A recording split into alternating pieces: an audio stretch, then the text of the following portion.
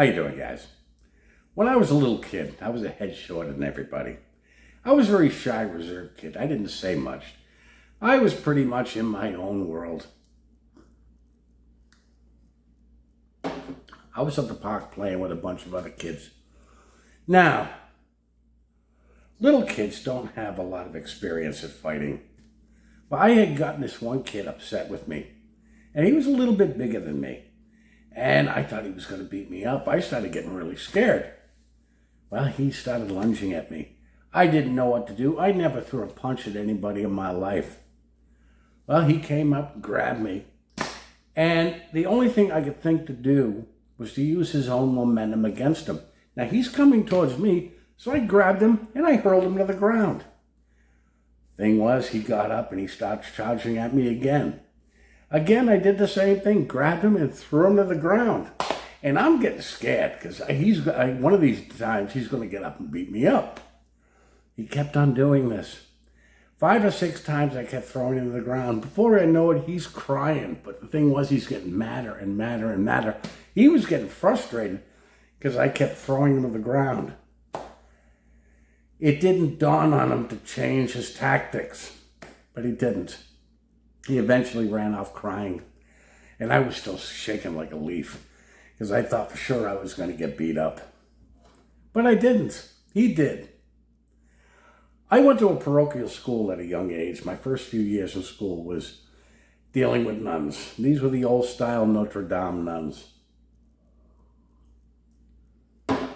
They were ominous in appearance. They scared the hell out of me. Like I said, I was very shy.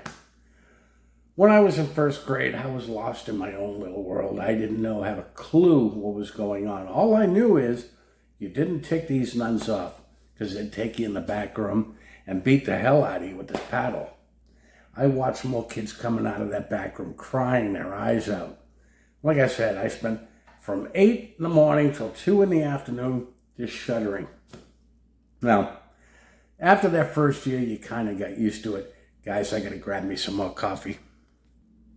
Anyways, as the next few years progressed and I got older, the fear factor of these nuns kind of subsided when you realize that you're getting older, you're getting bigger, and before you know it, you're eye to eye with them. And I started realizing they really don't hit that hard. But the thing was, they used fear to keep the kids in line. And for the most part, it worked. As time goes on, it was wearing off. Now, as I was getting older, I was getting a little bit more brazen, a little bit more comfortable with other kids. So I got a little bit louder. I was in 3rd grade. And I started getting bullied by this one kid. His name was James Crowley. And for some odd reason, he scared the hell out of me. He was no bigger than me. We were about the same size. I never saw him in a fight, never saw him beat anybody up, but it was the presence he had that scared me. He would stare me down and I would back down. And it wasn't just me, it was a lot of other kids in the grade too. I was ashamed of myself for backing down. And I never went home, never told anybody about it. My father kind of figured it out. Now at the time, my grandfather, a little bit of a guy, but he was a boxer at a younger age, turned pro wrestler. So he knew how to punch and he knew how to hook. And he taught me all this at a young age. Now, my grandfather was what in the wrestling business was known as a hooker, which was the most feared kind of wrestler because they could tie you up in the most painful maneuvers. And he taught me this at a young age. The unfortunate thing is, although I had it here, I didn't have it here to use it. And I was always afraid I was going to hurt somebody. So I actually never used it. My father kind of figured out what was going on. And you didn't have to tell him because he was a kid once too.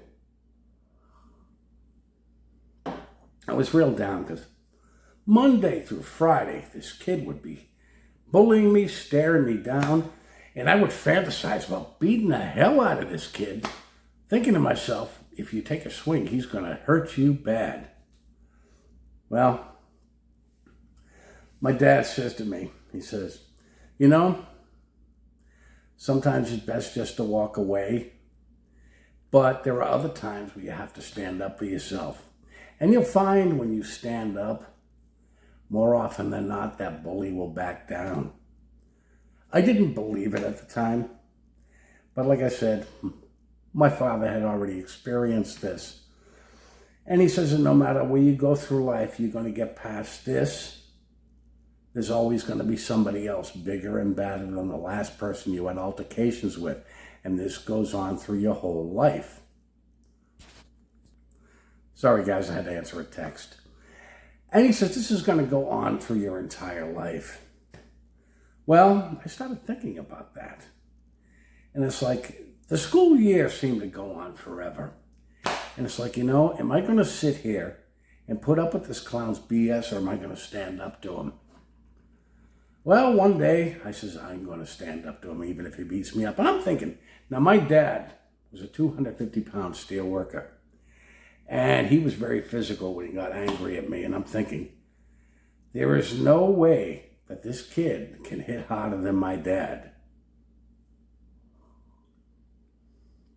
And I said, if he hits me, so what? I got used to my father's shots at a young age. And I'm thinking, if this kid hits me, so what? So one day he got in my face and said something, and I said something back. The kid got mad because I stood up to him. There was no altercation, and I figured out years later why.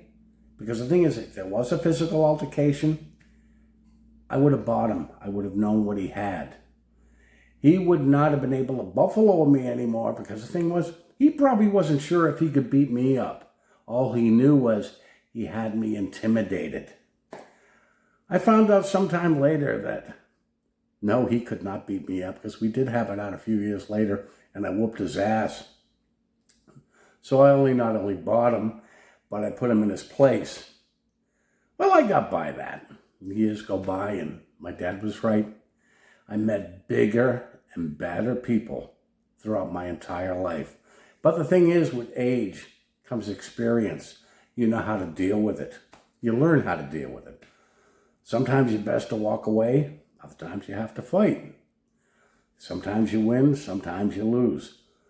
The biggest beating I ever took was actually from a friend of mine. Guy I used to work with in the wrestling business. Now this guy was 5'10" any way you looked at him. He was so big that he had no neck. And when he turned, you call him, hey, he'd have to turn his whole body to turn his head.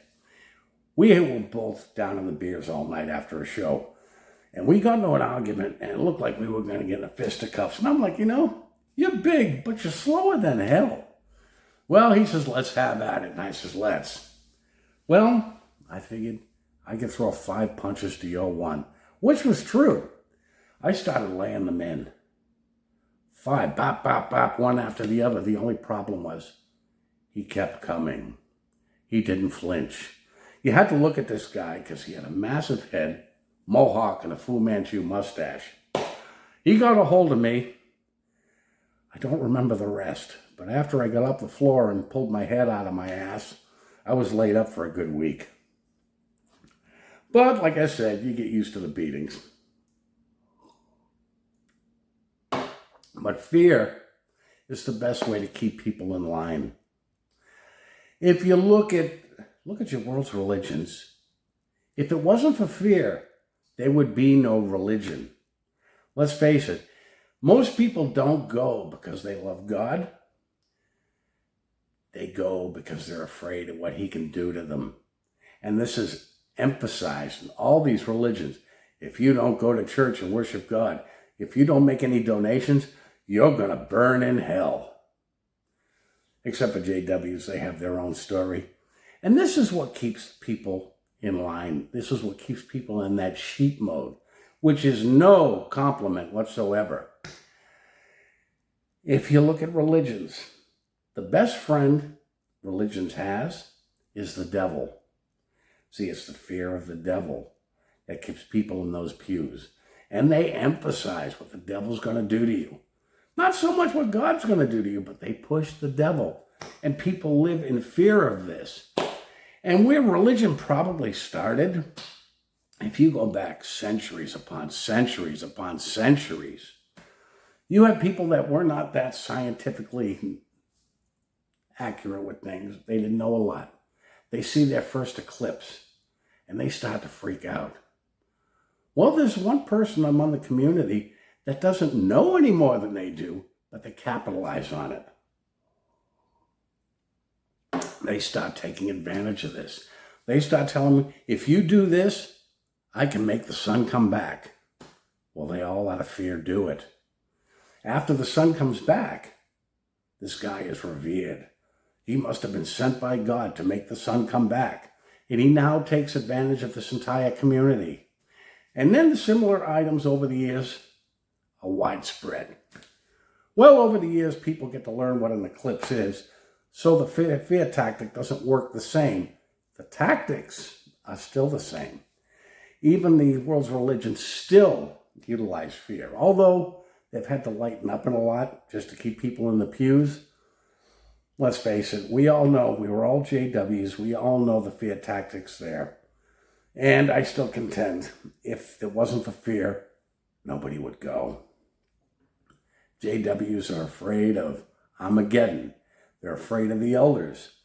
They're afraid of each other. It's all fear-based. Now, the thing was, by the time I started going as a JW, I was already old enough to know better. So when they started trying to use these fear tactics on me, it was just too late. And when I sat back and looked at the whole scenario, I'm like, I can't see myself doing this for the rest of my life. I cannot see myself idly sitting by and doing nothing while others are pushing. Because let's face it, they pretty much teach JWs no resistance, no involvement in politics, always walk away. And I was never very sheep-like. And I just couldn't see myself living like that. The child abuse problem, we have to wait on Jehovah. That is the biggest pussified thing I've ever seen. It's within their power to do something about this, but they don't.